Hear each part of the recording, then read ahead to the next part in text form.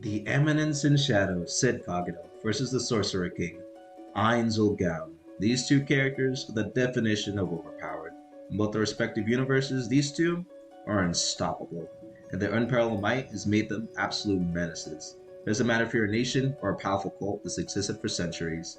Mess with them, and you're getting nuked to the ground. Today we're going to be deciding which one of these two is more superior, and who would win if they were ever to face each other. But before we get started, I just want to say a quick thank you to all the nice comments a lot of you left on the Bullman Iron Man video. The support was amazing, and I'm truly thankful for all those who enjoyed the video. And if you haven't seen it, why not check it out after this one? I think I did a pretty good job comparing the two to see which one of them was smarter. Also, if you enjoyed this video, don't forget to like and subscribe. Alright, let's get into the video. Let's start off with my favorite schizo protagonist. Say hello to Minoru Kageno, who is just your run-of-the-mill high schooler who enjoys all things teenagers his age like doing, like sports, going to the gym, and being a psycho vigilante. That's right, every night he donned his persona, the stylish ruffian slayer. I know, the name stinks, but he's a somewhat friendly neighborhood vigilante. Every night Minoru got to work disposing of the trash in his neighborhood, with his trusty crowbars by his side. Even before reincarnating, Minoru was no slouch. He had mastered multiple forms of martial arts like boxing, fencing, karate, and even mastered using crowbars, his weapons, stating that their potential was amazing, and them being like tonfas made them perfect for beating up bikers in the area. He beat them up so much to the point that they started wearing helmets to protect their brains from getting caved in. Unfortunately for them, the application for crowbars are plentiful, and they make good clubs, so the rest of their bodies were, well, let's just say beat down. But unfortunately for him, all the skills he acquired weren't enough. He wanted to be something greater in life. Not the story's hero or final boss, but the Eminence in Shadow. Someone who interferes and exerts his enormous power from the shadows. To become the Eminence in Shadow, Minoru wanted to get strong enough to rival the power of a nuke. And how exactly did he plan on overcoming that challenge? Simple, by acquiring magic. The only problem is his world didn't have it, so Sid had to get creative. That's why he came up with a fantastic idea of smashing his head against a giant tree to gain this power. And believe it or not, in doing this, he found the thing he was looking for. So he ran straight at it.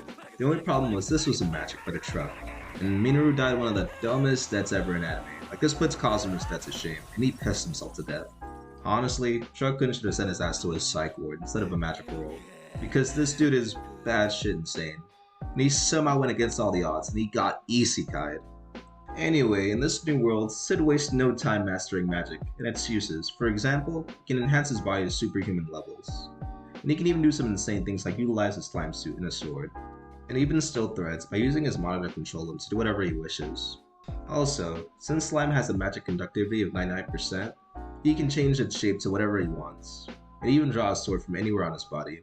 The slime also has some insane durability. It's able to take a hit from the vampire queen, Elizabeth, whose power is so great that she destroyed 4 countries in just 3 days. And Sid didn't take any damage from her attack, even while being weighed down by 3,000 gold coins.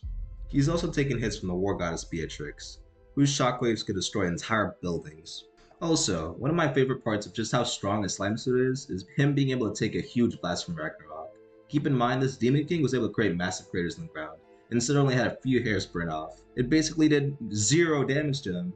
Even without his slime suit, Sid is still hard to kill. He survived multiple hits from the mind-controlled hero Oliver, a hero that's one of the strongest weapons of the cult of Diablos. And she was even able to defeat the demon Diablos, who purged the world into darkness. Not only did Sid take multiple hits from her with his magic restricted, and without his normal equipment, he still managed to defeat her. Although this version of Oliver summoned by Nilsson paled in comparison to the real deal, it goes to show that even while heavily nerfed, Sid should not be slept on. His skillful control of mana is so great to the point that he can control the flow of his blood to maintain regular blood flow to his brain if his heart stopped beating. He can even heal wounds and pull his heart over to the side to avoid devastating attacks. Alright, enough about Sid's insane durability. Let's get on to his attack power. Ever heard of the phrase, the best defense is a good offense? Well, Sid took this to heart when trying to figure out how not to get vaporized in a nuclear explosion, by becoming the nuclear explosion himself. He named this ultimate ability, I am atomic. The principle behind this attack is the accumulation and compression of magic to a single point, his sword, followed by release. The end result is an explosive power capable of leveling an entire kingdom. And he has many variations of the move, exclusive to certain situations, like the all-range atomic. It's a smaller version of the regular atomic, but with even more devastating power. Also, he has a recovery atomic that heals everyone within its range, and even a version of I Am Atomic that lit up the skies to the point that he could have been mistaken as the sun. As for Sid's speed, he's been documented to go as fast as 1,200 kilometers an hour, and possibly even faster since he's evaded bullets and created after images. He's also even moved faster than the eye could track on several occasions, like when he took out multiple guards before any of them knew what the heck was going on. And he's taken out a fighter in front of an entire crowd, and none of them even saw him land a hit. He's even easily dodged a barrage of magical blasts from Ragnarok, a demon who could destroy a kingdom in seconds without any issues. If we're not counting his precious bangs, so I'm putting him at hypersonic speed. When considering Sid's intelligence, he might not be socially smart, but he sure as hell ain't an idiot when it comes to fighting. Even before getting Isekai, he had mastered various swordsmanship and martial arts disciplines like boxing, wrestling, karate, fencing, and kendo. And being that Sid was already a beast, as he could take out several biker gangs as just a normal human, adding magic on top of his skills took him so far in strength that he's a monster compared to the people in the New World. He's put two legendary sword masters to shame, and not only power but skill. In his tactical judgments and a calm analysis, he has meticulous fighting style. In simple words, he is a combat genius. He is perceptive and he has examined opponents' strategies and replicated their moves with refinements. As seen with Aurora's tendrils, Sid replicated the attacks she used, but instead of blood with water. And his amazing use of feints to throw off his opponents makes them scared to even approach him. In both battles with Rose and Iris, his feints were so good it was difficult for them to discern if his attacks were real or not, ultimately leading him to overpower them. Meet Suzuki Satoru, the salaryman from the year 2138. Trapped in an endless cycle of work, with no family or friends, he dedicated his whole life to the game Yggdrasil, a virtual reality MMORPG. In the game, Satoru played as the undead lich named Momonga. He was one of the founding members and the guild master of a powerful and highly respected guild called Ainz Ooal Gown. Ainz and his teammates spent years building up their power and accumulating rare items within Yggdrasil. However, the virtual reality MMORPG Yggdrasil was slated for shutdown, and on the final day of the game's existence, Ainz decided to stay logged into the servers until they were forcibly shut down. To his surprise, when the shutdown time arrived, Ainz found himself still conscious within the game, and the game world had undergone significant changes. This marked the beginning of Ainz Ooal Gown's life in the New World, where he would continue his adventures, this time with his powerful NPCs, and seek to uncover the mysteries of this new reality. But enough about his origins, let's get down to what makes Ainz so powerful. As an undead mage, he has access to a shit ton of spells, 718 different spells to be exact, and he can also summon high-tier undead. A few of his spells is Reality Slash, a 10-tier spell capable of piercing through the very fabric of space. Meteor Fall is another 10-tier spell. It causes a falling meteor to fall from the sky so bright that it blinds whoever looks at it temporarily. And Ainz's personal favorite is Grasp Heart. This spell crushes the opponent's heart, and if somehow they were able to resist it, they get stunned. Ainz has so many abilities I could probably spend several hours going over them. But since we don't have all the time in the world, we'll be looking at his most powerful skill. The goal of all life is death. This is a buff that applies to any instant death type of attack or ability that Ainz has, bypassing any immunity or resistance and killing his enemy after 12 seconds have passed. Ainz uses his skill with the spell Cry of Banshee, and it kills anything at 100 meters. And I'm talking everything, whether living or non-living, will die. Even the air. It's no longer breathable and the ground is reduced to sand. Before any of you head to my comments and start saying stuff like, oh, 12 seconds is too long, Sid would nuke Ainz to hell in that amount of time. First of all, let me cook. Ainz has a plan for that, and that plan is stopping time. Ainz falls in the 5% of magic users in Yggdrasil that have the time stop skill, allowing him to stop time so he can activate the spell, the goal of all life is death, without any worries. Next, let's jump straight into his equipment. Since he's a pay-to-win player, Ainz is fully stacked with divine equipment, so he's immune to fire, a criminal weakness for the undead.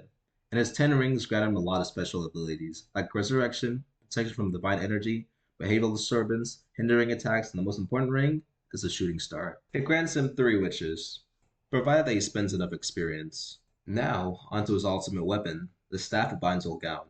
It has multiple uses. It can summon monsters level 85 and above once a day, and it buffs his racial skills, like the Spare Aura, which made his level 100 NPCs shit their pants.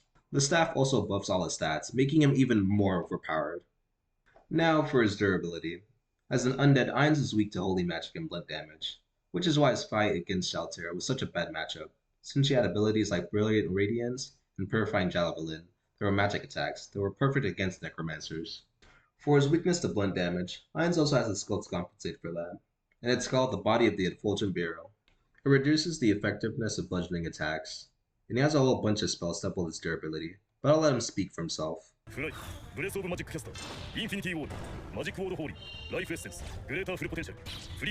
Also, for the purposes of this video, his damage nullification skills won't be a factor against I Am Atomic in this matchup against Sid. When it comes to speed, Ainz's best speed will be moving so quickly that it creates a vacuum, so this puts him at supersonic speeds and higher with his staff. Also, hitting him is one hell of a task, due to his greater teleportation and time stop skill. Ainz is a genius strategist when it comes to fighting, as seen in his fight against Shaltir. He always strives to fully understand what his enemy is capable of, in order to be one step ahead of them. Even when fighting against Shaltir, who happens to be a hard counter to his necromancy and summoning skills, he perfectly came up with plans to counterplay her build. Also in his fight against Riku, actually it's not him, it's Bindor's actor, but I'll be counting it for Ainz since, well, PA is a doppelganger. As a mage, Ainz fighting close range is basically a death sentence. That is why he prefers fighting his opponents from a distance. But if there's someone to get close, he has a blasting staff that has high knockback, perfect for creating distance between him and his opponent. He can also spawn in different types of undead, to use as a distraction or support, while he accesses the opponent's strengths and weaknesses. And it comes up with ways to take them out. Also, back in Ainz Ooal, Ainz was very skilled at PvP battles, and his cautious and calculating playstyle made him a force to be reckoned with. Now enough about the character's strengths and what makes them overpowered. Let's get on to the reason you clicked this video. Who wins the match, Shadow or Ainz? But let me lay down some ground rules, since these are different verses and the Overlord universe is complicated. For this battle, Sid would have resistance to instant attacks, like Grass Pirate and Ainz's Despair Aura, to make the matchup more fair. Ainz has a lot of abilities that are one-shot moves if the opponent doesn't have instant resistance. First, when talking about attack potency, it's kind of even between these two. If any of them were to get hit by the other's ultimate move, this fight would end. Like, nothing we've seen so far of Ainz in the anime would suggest that he could withstand the power of a nuke. And even if Ainz were to get resurrected by one of his items, Sid would have nuke number 2 waiting for him. And the same goes for Sid though. As soon as Ainz manages to use the glow of all life is death, Sid's ass is grass. So the fight would have to depend on which of them is more cautious and want to end the fight more quickly. Now Sid is faster than Ainz, so if he closed the gap quickly, he could end things. The only problem here is Ainz is used to fighting people way faster than him. Like with Shaltir and his multiple spars against his friend Touch Me, who was the #1 player in Ainz Ooal. Also, Ainz's blasting staff and his teleportation would make things difficult for Sid. Down to that, Ainz's summon could support him and keep Sid at a distance, while Ainz could either buff them or shoot out attacks of his own. So things aren't looking too good for Sid, since Ainz could easily overwhelm him with his fast spells that can lay traps, support his summons, and even bombard the battlefield. So Sid's only hope would be to use I Am Atomic, because the battlefield will be full with traps, making it difficult to navigate and crush Ainz in his summons. Also, putting this out there before anyone says, oh, what about Sid's Steel Threads? Well, Sid's Steel Threads will be useless in this battle. Ainz has Arcane Vision, what allows him to see through attacks like that. Question now lies on what Ainz can do against I Am Atomic, since he can only evade for so long, and his summons might not even be able to kill Sid. Well, since he's an experienced magic caster, it won't be hard for him to tell what Sid's trying to do. If Sid were to use I Am Atomic on Ainz could easily teleport away. Since the move isn't instant, we've seen Sid's enemies have time to attack him and recognize he's about to blow them away. Ainz could easily detect the move and dip out with his teleportation, ultimately wasting Sid's attack, leaving him open for a counter attack. Sid on the other hand ain't doing shit against time stop, and the goal of all life is death. If Sid were to make a mistake and get within its range, he would be reduced to mere atoms. So the winner is Ainz Ooal Gown.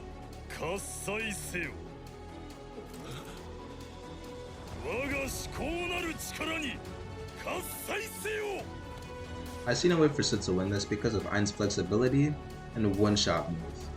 So there you have it, ladies and gentlemen. The superior Overlord is Ainz Ooal Gown.